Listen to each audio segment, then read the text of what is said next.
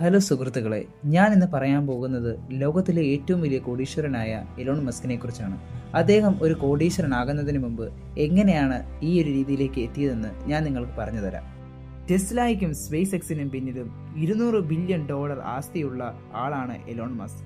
എന്നാൽ അദ്ദേഹം ഒരു കോടീശ്വരനാകുന്നതിന് മുമ്പ് കാറുകളുടെയും ബഹിരാകാശ യാത്രകളുടെയും ഭാവി മാറ്റിമറിച്ചു. വലിയ സ്വപ്നങ്ങളുള്ള ഒരു ചെറുപ്പക്കാരനായിരുന്നു അദ്ദേഹം. ഇന്ന് ടെസ്ല സ്പേസ് എക്സ് നിലനിൽക്കുന്നതിന് വളരെ മുമ്പ് തന്നെ എലോൺ മസ്ക് എങ്ങനെയാണ് ഒരു മൾട്ടി ബില്യണർ ആയതിൻ്റെ പറയപ്പെടാത്ത കഥയിലേക്ക് നമുക്ക് കടക്കാം. അവസാനം വരെ തുടരുക, കാരണം അദ്ദേഹം തൻ്റെ ആദ്യത്തെ ദശലക്ഷങ്ങൾ സമ്പാദിച്ച രീതി അദ്ദേഹത്തിൻ്റെ റോക്കറ്റ് പോലെയുള്ള ആഗ്രഹങ്ങൾ കൊണ്ടാണ്. എലോൺ മസ്ക് 1971 ദക്ഷിണാഫ്രിക്കയിലെ പ്രിറ്റോറിയയിൽ ജനിച്ചു. തുടക്കം മുതൽ അദ്ദേഹം മറ്റു കുട്ടികളെ പോലെ അല്ലായിരുന്നു. എലോൺ വായന ഇഷ്ടപ്പെട്ടു, കമ്പ്യൂട്ടർ പ്രോഗ്രാമിംഗ് പഠിക്കുകയും ബ്ലാസ്റ്റർ എന്ന ലളിതമായ ഒരു സ്പേസ് റൂട്ടിംഗ് ഗെയിം സൃഷ്ടിക്കുകയും ചെയ്തു. ഓൺട്രപ്രണർഷിപ്പിൻ്റെ ആദ്യ അഭിരുചിയായ ഏകദേശം $500 അദ്ദേഹം അത് ഒരു കമ്പ്യൂട്ടർ മാഗസിന് വിറ്റു. പക്ഷേ എലോൺ കൂടുതൽ ആഗ്രഹിച്ചു. ഏറ്റവും വലിയ അവസരങ്ങൾ ഉള്ളിടത്ത് ആയിരിക്കാൻ അദ്ദേഹം ആഗ്രഹിച്ചു. 17 വയസ്സുള്ളപ്പോൾ അദ്ദേഹം ദക്ഷിണാഫ്രിക്ക വിട്ട് കാനഡയിലേക്ക് താമസം മാറി. ഒടുവിൽ പെൻസിൽവാനിയ സർവകലാശാലയിൽ ചേർന്നു. അവിടെ അദ്ദേഹം സാമ്പത്തിക ശാസ്ത്രവും ഭൗതിക ശാസ്ത്രവും പഠിച്ചു. പിന്നീട് അദ്ദേഹത്തിൻ്റെ ബിസിനസ് സംരംഭങ്ങളെ നിർവഹിച്ച 2 വിഷയങ്ങളാണിവ. 1995 ഇന്റർനെറ്റ് ഇപ്പോഴും അതിൻ്റെ വൈൽഡ് വെസ്റ്റ് യുഗത്തിലായിരുന്നു. ഒരു വെബ്സൈറ്റ് എന്താണെന്ന് ആർക്കും പരിചയമില്ലാത്ത സമയമായിരുന്നു അത്. പക്ഷേ എലോൺ ഒരു അവസരം കണ്ടു. തൻ്റെ സഹോദരൻ കിംബാൽ മസ്കിനോടൊപ്പം എലോൺ കമ്പനി സ്ഥാപിച്ചു, സിപ്2. അത് ഓൺലൈൻ സിറ്റി ഗൈഡുകളും പത്രങ്ങൾക്കുമായി ഡിജിറ്റൽ മാപ്പുകളും സൃഷ്ടിച്ച ഒരു സ്റ്റാർട്ടപ്പ് ആയിരുന്നു.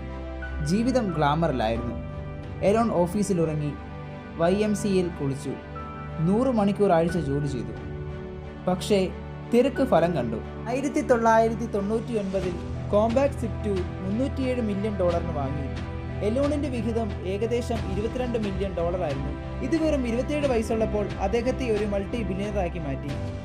എലോൺ അവധിക്കാലം എടുത്തില്ല. പകരം തന്റെ ആദ്യത്തെ ഓൺലൈൻ ബാങ്കിംഗ് സേവനങ്ങളിലൊന്നായ എസ്കോമിൽ അദ്ദേഹം $100 മില്യൺ നിക്ഷേപിച്ചു. ഇന്റർനെറ്റ് വഴി തൽക്ഷണം പണം അയക്കുകയും സ്വീകരിക്കുകയും ചെയ്യുക എന്ന ആശയമായിരുന്നു അതിൽ. 1999 ഒരു ഭ്രാന്തൻ ആശയം താമസിക്കാതെ എസ്കോം കോൺഫിനിറ്റി എന്ന കമ്പനിയുമായി ലയിച്ചു. ഇത് ഇന്ന് നിങ്ങൾക്ക് പരിചിതമായ ഒരു ഉൽപ്പന്നം വികസിപ്പിച്ചെടുത്തു, പേപ്പാൽ. 2002 ആയപ്പോഴേക്കും പേപ്പാൽ ഒരു ആഗോള ഓൺലൈൻ പ്ലാറ്റ്ഫോമായി മാറിക്കഴിഞ്ഞു. ഇപേ അത് $1.5 ബില്യൺ വാങ്ങി. എലോൺ ഏകദേശം $180 ബില്യൺ വെട്ടിക്കുറച്ചു. ഒരു ഓഫീസിൽ ഉറങ്ങുന്നതിൽ നിന്ന് 7 വർഷത്തിനുള്ളിൽ അദ്ദേഹം മൾട്ടി കോടീശ്വരനായി മാറിക്കഴിഞ്ഞു. സിപ്2വിൽ നിന്നുള്ള തൻ്റെ വരുമാനത്തിൻ്റെ ഏതാണ്ട് മുഴുവൻ അദ്ദേഹം എസ്കോമിൽ നിക്ഷേപിച്ചു. സുരക്ഷിതമായി കളിക്കുന്നതിന് പകരം ഫ്യൂച്ചർ വിഷൻ എലോൺ ട്രേഡുകൾ പിന്തുടരുകയായിരുന്നില്ല. 10 വർഷത്തിനുള്ളിൽ ലോകത്തിന് ആവശ്യമുള്ളത് അദ്ദേഹം നിർമ്മിക്കുകയായിരുന്നു.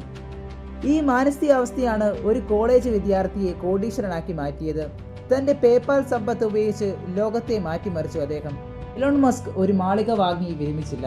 പകരം തൻ്റെ ദശലക്ഷക്കണക്കിന് ഉയർന്ന അപകട സാധ്യതയുള്ള 3 കമ്പനികളിലേക്ക് നിക്ഷേപിച്ചു. ബഹിരാകാശ യാത്ര വില കുറഞ്ഞതും പുനരുപയോഗിക്കുന്നതുമായി മാറ്റുന്ന സ്പേസ് എക്സ് ടെസ്ല ഇലക്ട്രിക് കാറുകളുടെ ഭാവി കെട്ടിപ്പടുത്തി. സോളാരിറ്റി സൗരോർജ വിപ്ലവം സൃഷ്ടിച്ചു. ഈ കമ്പനികൾ പരാജയപ്പെട്ടിരുന്നാൽ അദ്ദേഹം തകർന്നു പോകുമായിരുന്നു. എന്നാൽ അദ്ദേഹത്തെ കോടീശ്വരനാക്കിയത് റിസ്ക് എടുക്കാനുള്ള മനോഭാവം അദ്ദേഹത്തെ ഭൂമിയിലെ ഏറ്റവും വലിയ ധനികരിൽ ഒന്നാക്കി മാറ്റി. എലോൺ മസ്കിനെ കോടീശ്വരനാക്കിയത് ഭാഗ്യം കൊണ്ട് മാത്രമല്ല, മറിച്ച് അതീക്ഷ്ണമായ ജോലി, വലിയ അപകട സാധ്യത, ഭാവിയിലുള്ള അചഞ്ചലമായ വിശ്വാസം എന്നിവയിലൂടെയാണ്. നിങ്ങൾക്കും ഇതുപോലെ ലോകമറിയപ്പെടുന്ന ഒരു വ്യക്തിത്വമാകാൻ സാധിക്കും. ഇതിന് ഒരു ഉദാഹരണം മാത്രമാണ് എലോൺ മസ്ക്. നിങ്ങൾ എന്തിനു വേണ്ടിയാണോ പരിശ്രമിക്കുന്നത് അതിനുവേണ്ടി നന്നായി പരിശ്രമിക്കുക. നിങ്ങൾക്ക് വിജയിക്കാൻ ഉറപ്പായും സാധിക്കും. നിങ്ങളുടെ സ്വപ്നങ്ങൾ മറ്റുള്ളവരോട് പറയാതിരിക്കുക. പകരം അവരെ കാണിച്ചു കൊടുക്കുക നിങ്ങളുടെ സ്വപ്നം എന്താണെന്ന് നിങ്ങൾ നേടിക്കഴിഞ്ഞ്. നിങ്ങൾക്ക് ഈ വീഡിയോ ഇഷ്ടപ്പെട്ടാൽ ഒന്ന് ലൈക്ക് ചെയ്യണേ. നിങ്ങളുടെ അഭിപ്രായങ്ങൾ കമൻറ്റ് ബോക്സിൽ രേഖപ്പെടുത്തണം. ഈ ചാനൽ ഇഷ്ടപ്പെട്ടാൽ ഒന്ന് സബ്സ്ക്രൈബ് കൂടെ ചെയ്യണേ. Thank you.